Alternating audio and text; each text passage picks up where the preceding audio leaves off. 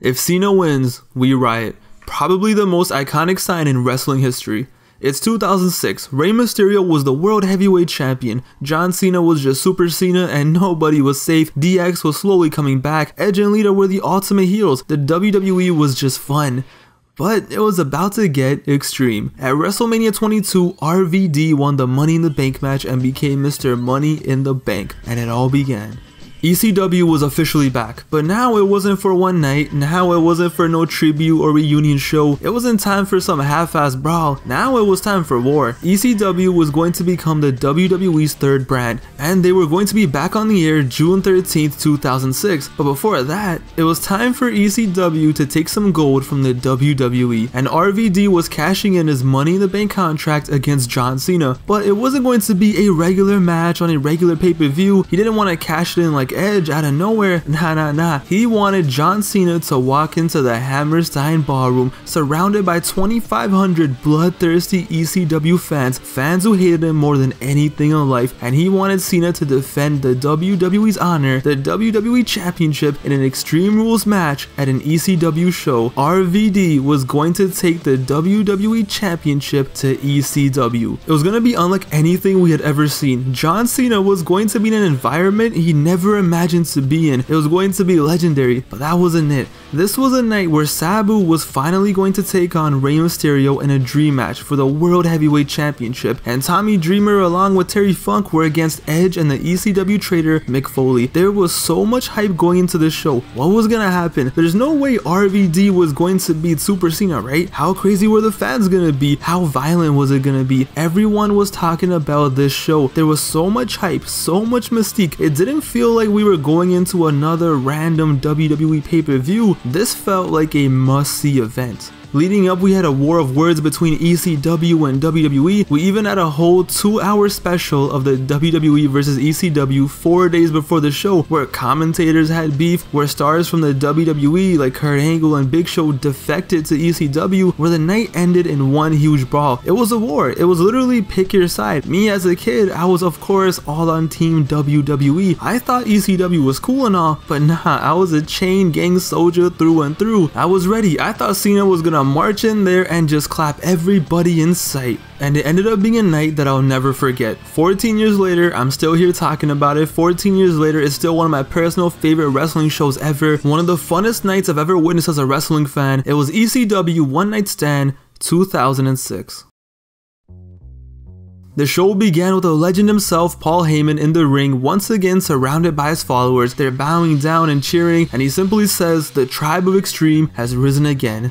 Oh, the optimism. And it was on. On this night, we got Taz squashing Lawler in 35 seconds. Randy Orton took on the new face of ECW, Kurt Angle. What a change of heart by Kurt. A year ago, he was their arch enemy, and now he's their best friend, chilling with an ECW mouthguard. That's what we call character development. So Randy Orton came out, and they hated him. They swore at him, middle finger, screaming. They shoved him. A kid even tried punching him, and he kind of did. And Randy was just Randy. He just did his thing, walked to the ring with a smirk on his face like nothing was happening. He was loving it. It was awesome. The environment, just like ECW One Night Stand 2005, was just so special. Angle and Orton had a solid match with Angle making Randy tap out. There was a good tag team match with the FBI taking on Super Crazy and Tajiri. JBL, for the second year in a row, came out to destroy the ECW fans. They kept chanting.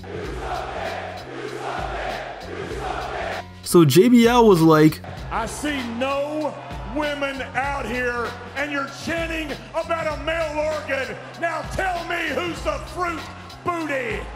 It was then time for the first title match of the evening, Rey Mysterio versus Sabu. The build-up was so cool for this. Rey was in the original ECW, and weeks leading up to the show, Heyman, Taz, and other ECW stars would try to convince Rey to join them. He didn't. So they sent their mercenary Sabu, and when you look at their styles, this was a dream match. This match was awesome. Their styles meshed so well, and this match was so unique, especially for that time. See, you watch this these days and you're probably like, alright, whatever. But back then, no, this was something different. The spots they were doing were unlike anything we had seen in a WWE World title match in a long time. if ever. Ray wasn't gonna be able to do any of this stuff with JBL or King Booker, but with Sabu, they just gave the audience, more so the fans back home, something different, something unique, something that we never seen in a WWE World Title match. Yo, at one point, Sabu just bashed in Ray's brains with a chair, and it is one of the loudest chair shots I've ever heard. If you ever want to hear a concussion, and it ended with Rey Mysterio standing outside on a table, and Sabu was in the ring. So Sabu is running the ropes from the ring to the chair to the ropes to a flying DDT to the outside, and Rey goes headfirst into the table. Both men just died. They're just laying there, and after 9 minutes of just wilding out, they were unable to compete, and the match ended in a no contest. I'm not even joking, even back as a kid, I thought something went wrong. I thought they're dead, something's broken. I went on IGN and found a 2006 live thread of people giving their reactions for the show, and yeah, people thought something bad happened. People thought Rey Mysterio's neck was broken, arms were broken. It just looked so wild. Luckily though, they were okay, and this match was just something great, and I don't even hate the finish. Let's be real, Sabu wasn't going to be the WWE World Champion, and you also couldn't have your World Champion lose, and it ended in a spot that we would never see in a WWE ring today. Watching this match back in 06 as a kid blew my mind, and even now 14 years later, I'm watching this and I'm like, yo, those are some crazy spots. It was a fantastic match. So then the car crashed and Mick Foley made his entrance. The man who was commentating at ECW One Night Stand last year was now competing, but he was competing against ECW. He's standing in the ring and the reaction is so mixed. They wanted to hate him so bad, but how the hell do you hate Mick Foley? And Mick Foley says, okay, I did sell out. I sold out Madison Square Garden. He then says one of the funniest lines ever. I miss when ECW was ran by a true visionary, a creative genius. Stephanie McMahon. Long live the Alliance. Foley is a god. Even when he's trying to be a heel, how can you not love him? If you don't love Mick Foley, I can't trust you. He then introduced his tag team partner, Edge. Now you guys already know how much I hated Edge at this point. Every kid hated Edge, and this was after he cashed in on Cena, after he banged Lita in the middle of the ring, and then put Foley through a flaming table at WrestleMania, and now he was teaming up with Foley. It hurt us, it hurt our souls, but yeah, by now they were best buddies, and they were gonna take on two ECW legends to prove that they were more hardcore than ECW ever was.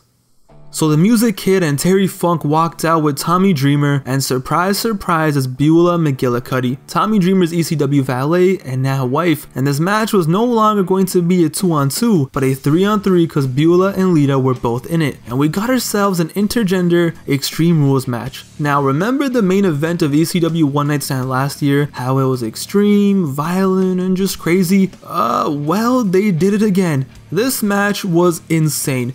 Alright, yo, first of all, you have Terry Funk. Terry Funk was old in the 90s doing just crazy shit. Now in 06, he's 62 years old, about to wild out again. And then you have Beulah, who hadn't wrestled in 9 years, but yo, you know she's hardcore. Throw in Tommy Dreamer and Foley, who are both insane. This was unbelievable. Trash cans, street signs, ladders, 62-year-old Terry Funk falling off the top of the ladder. Then you got a table wrapped in barbed wire which was brought out and that did damage. Foley was just tossing around barbed wire like it was a toy. It was just violent. I don't know how to describe it. Poor 62-year-old Terry Funk was getting abused, screaming, my eye, my eye. Throwback to his classic with Lawler back in the day. Yo, Funk was bleeding like it was Niagara Falls. It was just pouring out blood. It was actually hard to watch. It got to the point where they had to bring out doctors and they carried out Terry Funk, so now it was a 3-on-2 and poor husband and wife got destroyed by a bat wrapped in barbed wire. Yes, Barbie was back, and so was Mr. Sacco, and it was about to get worse. So Edge speared Dreamer and then grabbed his wife, and Edge was just prime sick freak mode in here. He's holding Beulah in a very interesting position. Lita is taunting, bye bye Beulah.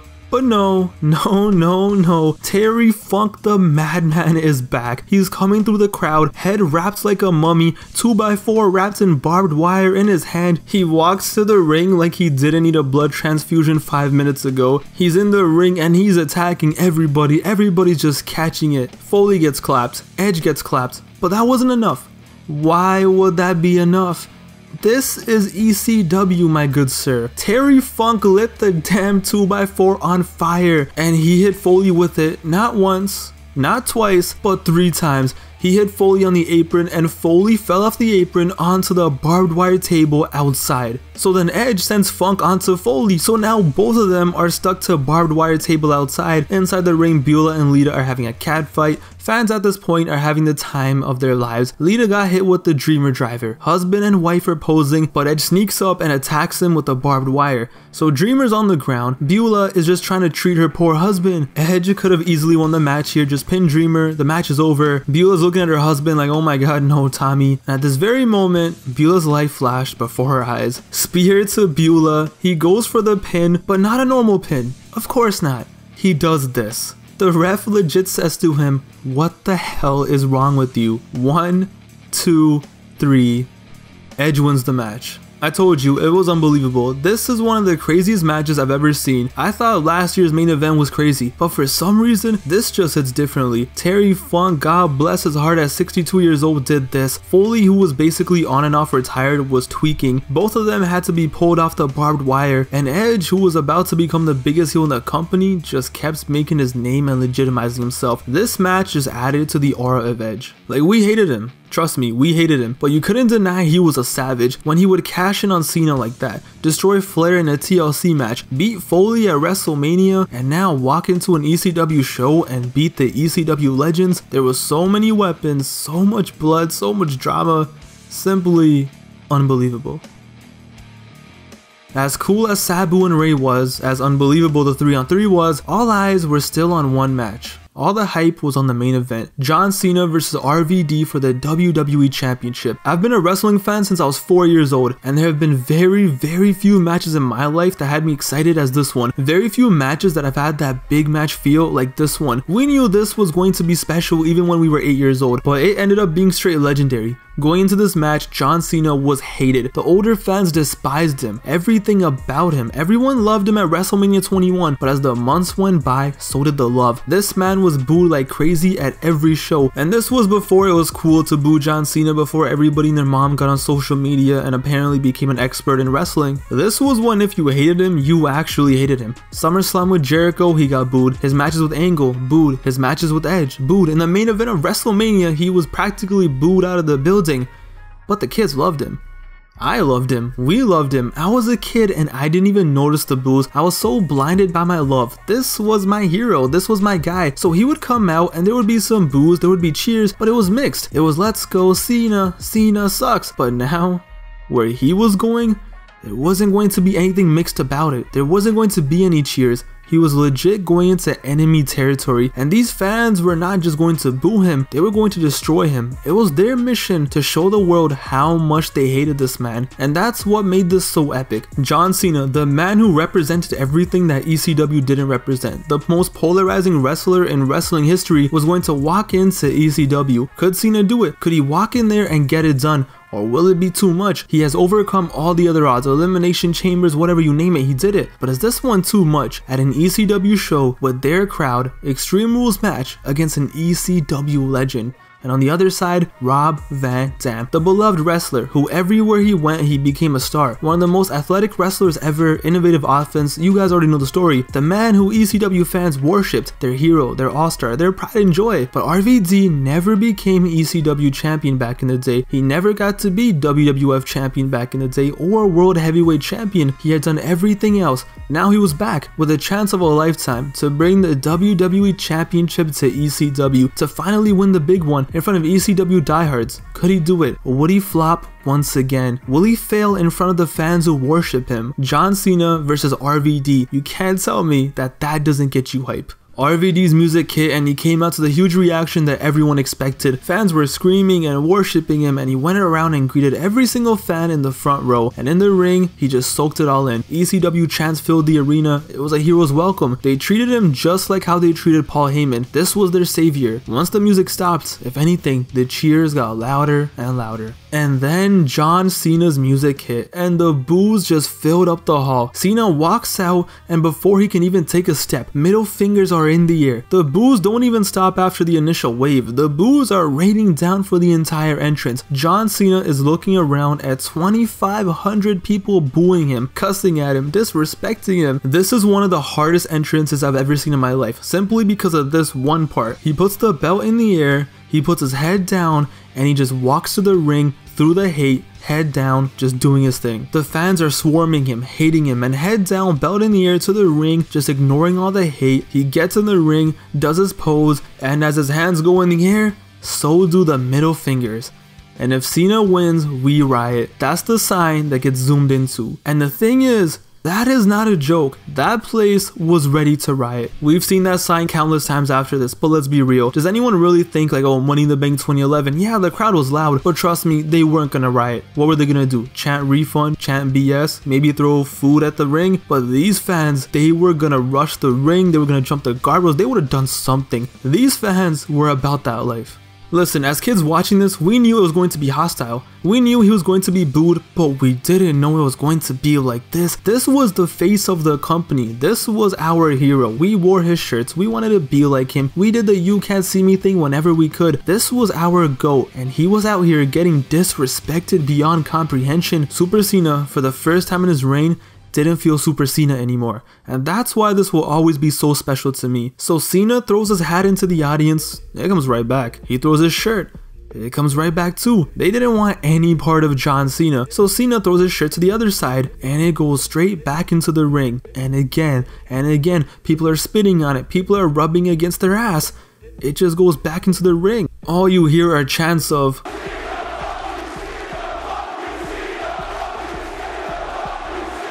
Cena looks visibly shook, and if Cena looks shook, what do you think us idiots who are his biggest fans were looking like? The match is about to start, and they threw toilet paper at John Cena.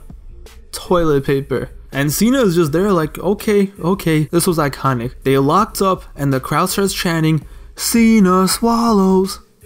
The match got going and Cena hit him with a suplex as the crowd chanted, you can't wrestle. What I love about this match, other than the obvious hype, the build up, the environment, the crowd, but John Cena played his role perfectly in this match. He worked that crowd perfectly because as the match went on, the more and more he started to act like a heel, fight like a heel. He didn't wrestle like Super Cena. It was a totally different Cena match than we had ever seen.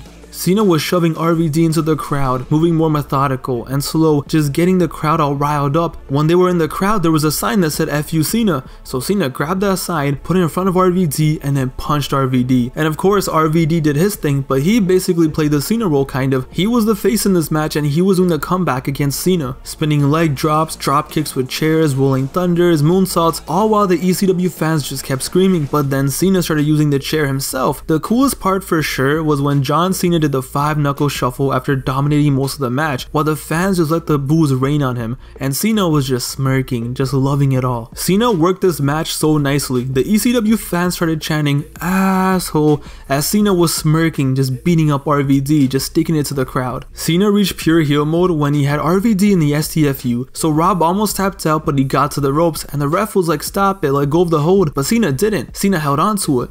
There's no rules in this match, he can do whatever he wants, but the referee jumped in and Cena starts arguing with the ref. The ref pushes him a little, so Cena flat out clotheslines the referee. Heel Cena, let's go. When did you ever think you would see Cena just beat up a referee? Cena got the steps and attacked RVD with them. The SmackDown referee came in, but Cena couldn't put Rob away. Like I said, this was just a special match. Imagine how the ECW fans felt when this guy who they thought was soft, who was weak, comes in and just goes full heel mode. So Cena and RVD are going at it. It had been like 17 minutes and Cena finally got him on his shoulders and it was coming. It's over. The FU. Cena is about to overcome the odds once again in front of all those ECW fans. He FUs RVD to the outside of the ring. Cena turns around and bang, spear through the table in the corner. Cena got absolutely laid out. A man with a motorcycle helmet and a trench coat is standing there. The crowd is absolutely quiet. They don't know what the hell just happened, and the person takes off his helmet and it's Edge. You thought we hated him before this, but this, oh my god, he literally became the most hated heel of a generation for us Cena fans. The ultimate opportunist had struck again. It was Edge. The fans are so happy now. Thank you, Edge. Thank you, Edge. Even though they hated him an hour ago. Edge knocks down the referee, so referee's down, Cena's down, Edge leaves, and RVD comes crawling back into the ring. He's looking around like, yo, what just happened? And he goes on the top rope and he does the 5-star frog splash onto John Cena, rotating in the middle of the air, There's no way, right? RVD isn't going to beat John Cena. He can't do this. The referee's down. He's trying to wake up the referee, but out comes Paul Heyman. Paul Heyman is running for his life, yelling, "Rob, Rob." So RVD pins John Cena. Paul is counting 1, 2, 3. RVD beat John Cena for the WWE Championship at an ECW show. The WWE Championship was now the ECW Championship. Super Cena was dethroned, one of the best title changes in WWE history. The fans just went nuts, and us Cena fans were just there like, what just happened? This was such a special moment that I don't think anyone who watched this will ever forget. The fans were partying like it was 1997. Edge had screwed Cena again. Second Money in the Bank cash-in, second time Edge screwed Cena. This moment though, it was just special. It didn't even matter that it wasn't technically a clean win. Who the hell cares? A win is a win. And ECW was back, and RVD was finally champion. The ECW wrestlers rushed the ring. RVD was in the crowd celebrating with his fans, and then his wife. RVD did it. ECW did it. This was just wow. Whether you were a kid who was a Cena diehard like me, or if you were ECW diehard, you knew you saw something special. Imagine though if Cena won. 100% there would have been a riot. And that's why it's so awesome, because you're watching this match and it's like, is Vince going to put over an ECW legend against his biggest star? Is Vince really going to let ECW hold the WWE Championship? Which makes sense because they're relaunching the brand, but still the idea of it was just so insane. Or is there gonna be a riot? What a night, what a show. I'll never forget seeing my hero get clapped like this. I was shook. Wrestling was never the same for me after I watched this. When this night ended, it looked like ECW was going to be something. It was going to be this hybrid mix of WWE and ECW with Angle and Big Show, RVD as champion, Sandman and Sabu. It had promise, but then it sucked.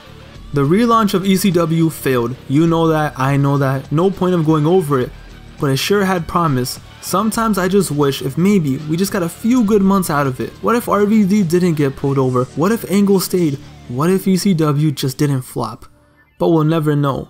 But what I do know is ECW One Night Stand 2006 was a legendary show.